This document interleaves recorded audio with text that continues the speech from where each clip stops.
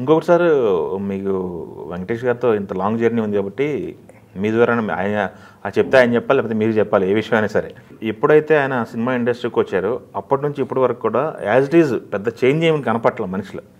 ఏంటి ఆయన ఎలా మెయింటైన్ చేస్తారో, ఆయన దినచర్య ఎలా ఉంటుంది వెంకటేష్ గారిది? ఈ విషయంలో మాత్రం చాలా గొప్పగా ఫీల్ అవుతాను నేను. ఏంటంటే మామూలు ట్యాంకులు పెట్టుకోడు ఆయన. ఊరికే ఫోన్లో లేకపోతే ఊరికే అది ఇది ఏం పెట్టుకోడు ఆయన. షూటింగ్లో ఉంటే ఫోనే మాట్లాడు ఆయన. ఒకవేళ ఫోన్ మాట్లాడండి ఇంటికి ఏమైనా మాట్లాడాలి తప్ప మీరు ఏ ఫోన్లు ఉండవు. మా అచ్చడి దగ్గర ఉంటుంది ఆ ఫోను. ఏదో అవసరం వస్తే ఫోన్ ఒకసారి ఇవ్వరు అంటారు తప్ప. అది అంటే చెప్తానుగా, మైండ్లో రకరకాలు ఉన్న దగ్గర నుంచి వేరే ఆలోచిస్తాయి. అవును, సిగరెట్ అలవాట్లేదు, వేరే ఏ మత్తు వాళ్ళకి ఏమి వెళ్ళరు.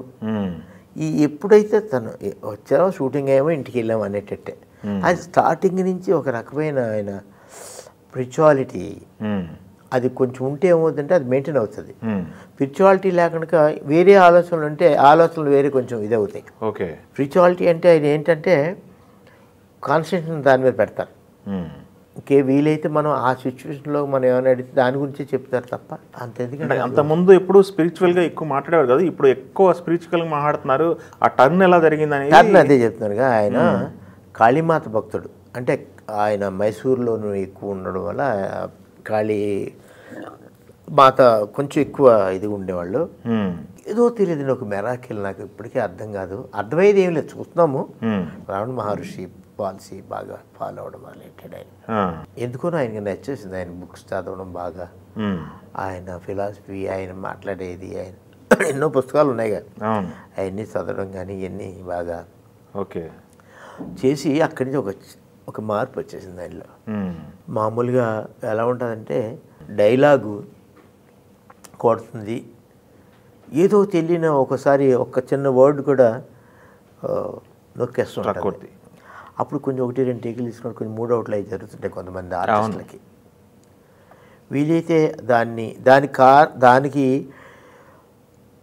ఒక 5 నిమిషాలు 10 నిమిషాలు టైం తీసుకొని కూల్ అయ్యి తర్వాత దాన్ని చేస్తాడు తప్ప అనేది ఏమీ లేదు. అది చాలా తగ్గిపోయింది, చాలా చాలా తగ్గిపోయింది. గణేష్ టైంలో బాగా అగ్రెసివ్గా ఉండేవాళ్ళు అనుకుంటా. గణేష్ శత్రువు ఆ టైంలో అయితే అసలు అంటే షార్ట్గా ఆలోచిస్తాడు కొంచెం అనేది తెలియక. అదే అన్నాను, ఒక మెరాకిల్ ఏం జరిగిందో తెలియదండి. అప్పటి నుంచి ఆయనలో ఒక అద్భుతమైన మార్పు రావడం కానీ, ఒక సందర్భాన్ని బట్టి మాట్లాడడం కానీ, ఆ సిచ్యువేషన్ చెప్పి మాట్లాడడం తప్ప ఎక్స్ట్రా ఏమి చేసేది ఇలాంటి ఏమీ లేవు. అది వచ్చేసింది ఆయనలో మార్పు. అది చాలా బాగుంది అనిపిస్తుంది నాకు. ఆయన ఆరోగ్యం బాగుండడానికి కానీ మిగతా ఇవన్నీ ఆలోచించడానికి చాలా బాగుంది. అది ఫుడ్ హ్యాబిట్స్ ఎలా ఉంటాయి వెంకటేష్ గారి? ఫుడ్ జనరల్గా ఎలా ఉంటుందంటే అండి, నాకు 68, ఆయన 64. నేనేం ఫాలో అవును, తినేది కొంచెం. వాళ్ళకి ఆర్టిస్టు ఏవి ఎక్సెస్ రాకూడదు, ఎందుకంటే జనం చూసే పబ్లిక్ పర్సన్ అనే దీంతో కొన్ని ఫుడ్లు ఏం తినాలి అంత ఆ లెవెల్లోనే తప్ప అతిగా తినేది. సపరేట్ లిస్టే ఉంటుందా? లిస్ట్ ఏమి లేదండి. ఇప్పుడు సపోజ్ ఇక్కడ షూటింగ్ అయితే ఇంటికాడ నుంచి ఏదో వస్తుంది, వెజిటేరియన్ నాన్ వెజిటేరియన్ కూడా తింటారు ఆయన, వస్తాయి అన్నీ క్వాంటిటీగా వస్తాయి. ఓకే ఓకే, అలాగే ఇచ్చేస్తారు తప్ప ప్రత్యేకంగా డైట్లు ఏమి లేదండి. అయ్యాలి అన్నీ తింటారు అన్ని ఇష్టంగా తినేది ఒకటి ఉంటుంది. ఇవన్నీ అయిపోయినాయండి, ఇంకా అన్నీ అన్నీ తింటారు కానీ చాలా ఇష్టంగా తినేది కూడా తగ్గించేస్తారు ఆటోమేటిక్, మంచిది అన్నట్టుగా. ఓకే, ఆ అన్ని విషయాలు చాలా కంట్రోల్గా ఉంటారులేండి. ఓకే.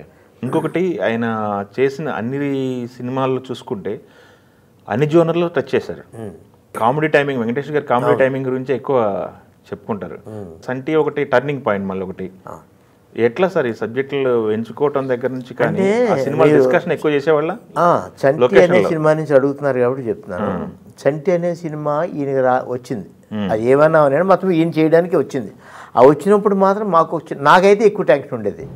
అప్పటి వరకు ఫైటింగ్ చేస్తున్నా కదా, ఈ సినిమా ఈ గెటప్ కొంచెం సక్సెస్ చేయాలి, ఈ గెటప్ వచ్చేసి సినిమా బాగా వస్తుందని ఫీల్తో మేము ఫస్ట్ గెటప్ మేము వేసుకోవడం, ఫోటోలు తీసుకోవడం నేనే చేసుకునేవాళ్ళం. మేము వేసుకున్న గెటప్ అప్పుడు ఆల్రెడీ సినిమా చేస్తే మిగతా వర్కౌట్ దొరికి ఇంకా గెటప్ చూడాలి. ఆ గెటప్ చూడాలనుకున్నప్పుడు వద్దులేరా 10 మంది మన ఇద్దరం చూసుకోవడం ఫోటోలు తీయడం మాకు నచ్చిన గెటప్ పూక అయిపోగానే అప్పుడు పెద్ద స్టిల్ చేసి అవి కేఎస్ రామారావుకి ఇవ్వడం జరిగింది. ఆయన ఇమీడియట్లీ ఆయన చెన్నై పంపించి రవిరాజా గారికి చూపించడం జరిగింది. నేను అన్నయ్యని పిలిచేవాడు, చిన్నప్పటి నుంచి తెలుసు రవిరాజా గారిని. ఫోటో చూసిన వెంటనే ఫోన్ చేశాడు ఆయన, తమ్ముడు మన సినిమా సక్సెస్. నేను ఈ ఫోటోలు చూసే వరకు ఏం గెటప్ చేద్దాం, ఏం చేద్దాం, ఎలా ఆయనలో సాఫ్ట్నెస్ తీసుకొద్దాం అని ఆలోచించాను.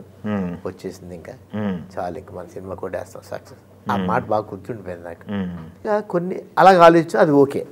ఇప్పుడు మీరు మన నాగవల్లి గురించి అన్నారు, ఆల్రెడీ ఉంది. కానీ ఇప్పుడు నేను వేసే గెటప్ వేస్తాను, కానీ ఆర్టిస్ట్కి మెయిన్ ఓపిక కావాలి. 2 hours పెట్టేది నాగవల్లికే ఆ గెటప్. జనరల్ గోల్డ్ మొత్తం ఆ సెటప్ 2.5 hours పట్టేది. ఇది ఓపిక కూర్చోవాలి, ఆర్టిస్ట్ ఉండాలి, ఆ సహనం. 2 చేతులకి గోల్డ్ కూడా ఉంటాయి. ఫుడ్ తినడానికి పోనీ ఆ టైం మళ్ళీ బ్రేక్ లంచ్లో తీసేయడం, మళ్ళీ అట్లా అంటించడం చేస్తుంది అనుకోండి, అది మేకప్కి సంబంధించినవి. బట్ ఇవన్నీ ఇవి కదా. అవును, అట్లా ఆర్టిస్ట్లో ఆ సహనం ఉంటేనే మనం అలాంటివి బాగుంటాయి, చేయగలం ఏదైనా సరే. మామూలుగా అట్లాంటి వీటిలో వన్స్ కన్ఫర్మ్ చేసేసుకుంటారు ఆర్టిస్టులు, ఈ క్యారెక్టర్ మనం చేస్తున్నాము అన్నప్పుడు ఎప్పుడైతే మైండ్లో వచ్చిందో సహకరిస్తూనే ఉంటారు.